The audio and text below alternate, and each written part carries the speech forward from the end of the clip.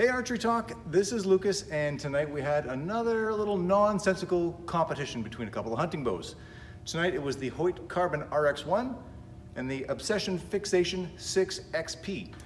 I came in tonight feeling not 100% on top of my game. So I shot a practice end with the Hoyt, felt a little bit sloppy, then I went to shoot my practice end with the Obsession and shot a very good score. So I decided to start my scoring right there. And then, you know, it kind of went downhill from there for me on the Obsession, and I'm not entirely sure why. I don't know if it's because I'm a little bit tired, but I shot this 2 nights ago after I shot a full 720 round with my target setup as a practice for an upcoming tournament. I started sighting in this bow at 30, 40, 50, and 60 yards, and I had probably shot it as well as I have ever shot a hunting bow. I was really excited to get this going in another competition, just because I was shooting it so well, and I thought this would be a good night to try it out. And so I came here today, and I just didn't feel like I had it in me. So whatever it was, I started off strong with this bow with a good first round that really kind of went downhill from there. It hung on with the Hoyt for a little while, but it ended up shooting really a poor round, and I don't know that I can blame the bow. I just think it might just be me not being entirely on my game. So I think I ended up shooting a 311 with this for my half kind of FITA 50 round. Not very good, quite frankly. And I shot this much better when I had a competition against the APA Mamba, and a 5-spot round. This bow shot really well. But tonight in the 50, I just didn't seem to have it. The Hoyt, on the other hand, I didn't feel super comfortable with it all night, but it just kept shooting good scores. It's just probably a little bit more of a forgiving setup for me when I'm feeling a little bit less than 100%, a little bit sloppy. Because even when I thought I was having bad shots, they would end up catching 9s or maybe just barely into the 8. And that just wasn't the case tonight for me with the Obsession for whatever reason.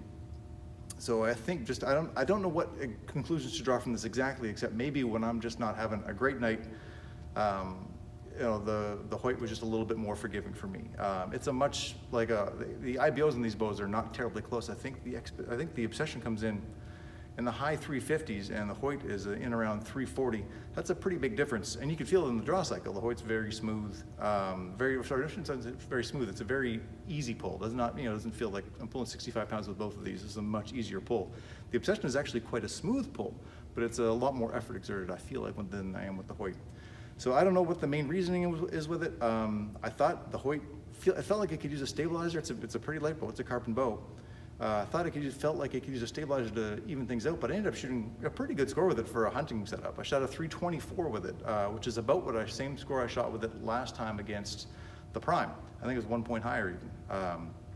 So again, I don't entirely know what conclusions I can draw of this thing, because I really shot this Obsession about as well as I could shoot a hunting bow just 2 nights ago, when I was tired, after I'd already shot a full 720 round with another bow. I don't know if it probably comes down to me just not being a high-level shooter, I would imagine. So I'm going to have my ups and downs with different bows. And when you're alternating end to end with like that, maybe some bows are more forgiving than others. After I finished with that round, I was just so dissatisfied with how I shot this bow, I went and shot a 5-spot round. Again, alternating rounds with both of these bows, and that was much closer. I think I ended up shooting 1 point better with the Hoyt. I dropped 2 points with the Hoyt, and I dropped 3 points with the Obsession. And the Hoyt, I think just the 2 points were just barely up. The Obsession had one wonky miss, which was 100% on me, and then another one, which was I probably should have paid more attention, maybe let down. Who knows? But it was basically an even match. The X count, I think, was only 2 separate between the two of them. They each shot 30 arrows, and just the 1 point difference on the score. So again, that's much more in tune with how the Obsession can shoot. I just don't know why I was dropping arrows with this so much at 50 yards.